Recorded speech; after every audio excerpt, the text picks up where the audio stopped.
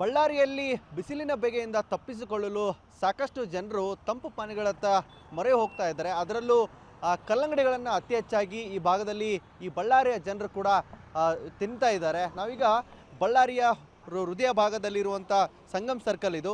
ಆ ಸರ್ಕಲ್ ಪಕ್ಕದಲ್ಲಿ ರಸ್ತೆ ಬದಿಯಲ್ಲಿ ಕಲ್ಲಂಗಡಿಗಳನ್ನು ಮಾರಲಾಗ್ತಾ ಇದೆ. ನೀವು ಗಮನಿಸ್ಬೋದು, ಇಲ್ಲಿ ಬಂದಂಥ ಸಾರ್ವಜನಿಕರು ಏನು ಮಾಡ್ತಾ ಇದ್ದಾರೆ, ಗ್ರಾಹಕರು ಬಂದು ಕಲ್ಲಂಗಡಿಯನ್ನು ಖರೀದಿ ಮಾಡ್ತಾ ಇದ್ದಾರೆ. ಇಲ್ಲಿಯ ಕಲ್ಲಂಗಡಿಗಳನ್ನು ಬೇರೆ ರಾಜ್ಯಗಳಿಂದ ಇಲ್ಲಿ ಕಲ್ಲಂಗಡಿಗಳನ್ನು ತರುವಂಥದ್ದು ಕೂಡ ಮಾಡ್ತಾರೆ. ಬಂದಂಥ ಕಲ್ಲಂಗಡಿ ಖರೀದಿ ಮಾಡಲಿಕ್ಕೆ ಬಂದಂಥ ಗ್ರಾಹಕರಿಗೆ ಇಲ್ಲಿ KG ಲೆಕ್ಕದ ಮೂಲಕ ಅಂಗಡಿ ಮಾಲಕರು ಏನು ಮಾಡ್ತಾರೆ, ಗ್ರಾಹಕರಿಗೆ ತೋರಿಸಿ ಕಲ್ಲಂಗಡಿ ಕಲರು ಜೊತೆಗೆ KG ಹೆಂಗಿರುತ್ತೋ ಆ KGಗಳ ಮುಖಾಂತರ ತೆಗೆದುಕೊಳ್ಳುವಂಥದ್ದನ್ನು ಮಾಡ್ತಾಯಿದ್ದಾರೆ. ಯಾಕಂದರೆ ಬಿಸಿಲು ದಿನೇ ದಿನೇ ಹೆಚ್ಚಾಗ್ತಾ ಇದೆ. ಹೀಗಾಗಿ ಸ್ವಲ್ಪ ಆದರೂ ತಂಪಾಗಿ ಮತ್ತು ದೇಹವನ್ನು ತಂಪುಗೊಳಿಸಬೇಕು ಅನ್ನುವ ನಿಟ್ಟಿನಲ್ಲಿ ಆ ಕಲ್ಲಂಗಡಿಯನ್ನು ಖರೀದಿ ಮಾಡ್ತಾ ಇದ್ದಾರೆ. ಜೊತೆಗೆ ನನ್ನೊಟ್ಟಿಗೆ ಇಲ್ಲಿ ಕಲ್ಲಂಗಡಿ ಖರೀದಿ ಮಾಡಿದರೆ ಅವ್ರನ್ನೇ ಮಾತಾಡ್ತಾ ಹೋಗ್ತೀನಿ.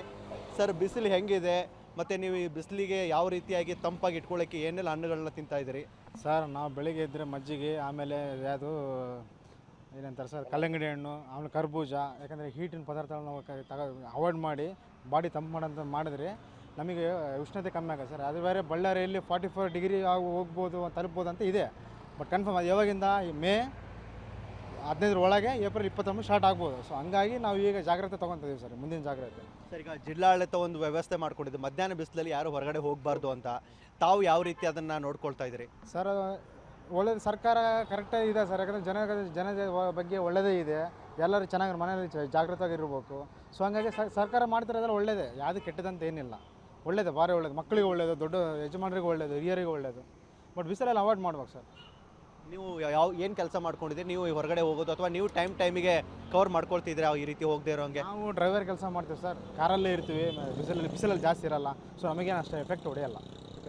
ನನ್ನೊಟ್ಟಿಗೆ ಇಲ್ಲಿ ಗ್ರಾಹಕರು ಕೂಡ ಹೇಳ್ತಾ ಇದ್ರು, ಕಲ್ಲಂಗಡಿಯನ್ನು ತಿನ್ನೋದಾಗಿರ್ಬೋದು, ತಂಪು ಪಾನೀಯಗಳನ್ನು ತಿನ್ನೋದ್ರಿಂದಾಗಿ ದೇಹವನ್ನು ತಂಪಾಗಿ ಇಟ್ಕೊಳ್ಬೋದು ಅಂತ ಹೇಳಿದ್ರು. ನನ್ನೊಟ್ಟಿಗೆ ಇಲ್ಲಿ ಕಲ್ಲಂಗಡಿ ಮಾರುವಂಥ ಮಾಲೀಕರು ಇದ್ದಾರೆ, ಅವ್ರನ್ನೇ ಮಾತಾಡ್ತಾ ಹೋಗ್ತೀನಿ. ಕಲ್ಲಂಗಡಿ ಎಲ್ಲಿಂದ ತರ್ತಾ ಇದ್ದೀರಾ? KGಗೆ ಎಷ್ಟು ಮಾರ್ತಾ ಇದ್ದೀರಿ? ಸರ್ ನಮಸ್ಕಾರ ಸರ್. ಫಸ್ಟು ಛೋಟಾ ಬಾಬುಜನ ನನ್ನ ಹೆಸರು ಸರ್. ಫಸ್ಟು ಬಂದು ತಮಿಳ್ನಾಡಿಂದ ಬರ್ತಿದ್ದು, ಪಾಂಡಿಚೇರಿಯಿಂದ. ಆಮೇಲೆ ಅದಾದಮೇಲೆ ನೆಲ್ಲೂರು ಬಂತು ಸರ್. ಅದು ನೆಲ್ಲೂರು 2 ಕಡೆ ಮುಗಿದ ಮೇಲೆ ಇವಾಗ ಬರ್ತಾ ಇದೆ ರಾಜಸ್ಥಾನದಿಂದ ಬರ್ತಾ ಇದೆ. ಇದು ಬಂದು ಸುಮಾರು ಒಂದು 2000 ಕಿಲೋಮೀಟ್ರಿಂದ ಬರಬೇಕು ಸರ್. ಈ ಬಿಸಿಲಿಗೆ ಸಿಕ್ಕಾಬಟ್ಟೆ ಬಿಸಿಲಿದೆ ಇವಾಗ. ಇಲ್ಲ, ನಾವು ಈ ರೇಟ್ಗಳಿಗೆ ನಮಗೆ ರೇಟ್ ವರ್ಕೌಟ್ ಆಗ್ತಾ ಇಲ್ಲ. 5 ರೂಪಾಯಿ ಫಸ್ಟ್ 35 ರೂಪಾಯಿ ಮಾಡ್ತಾಯಿದ್ವಿ, ಇವಾಗ ಬಂದು 5 ರೂಪಾಯಿ ಹೆಚ್ಚು ಮಾಡಿದ್ದೀವಿ. ಆ ಥರ ಮಾಡಿದ್ರೇ ಹಣ್ಣಿನ ವ್ಯಾಪಾರ ಮಾಡಬೇಕು. ಇಲ್ಲಾಂದರೆ ಈ ಮೂಮೆಂಟಿಗೆ, ಈ ಬಿಸಿಲಿಗೆ, ಟ್ರಾನ್ಸ್ಪೋರ್ಟಿಗೆ, ಬಾಡಿಗೆ ಖರ್ಚುಗಳಿಗೆ ಹೇಳ್ಕೊಂಬಂಗಿಲ್ಲ. ಏನಂದರೆ ಈ ಬಿಸಿಲಿಗೆ ಎಲ್ಲರಿಗೆ ಈ ವಾಟರ್ ಮಿಲನ್ ಇದ್ರೇ ಎಲ್ಲರಿಗೆ ಒಂದು ಅನುಕೂಲ. ಈ ದೇಹ ತಣ್ಣಗಿರುತ್ತೆ.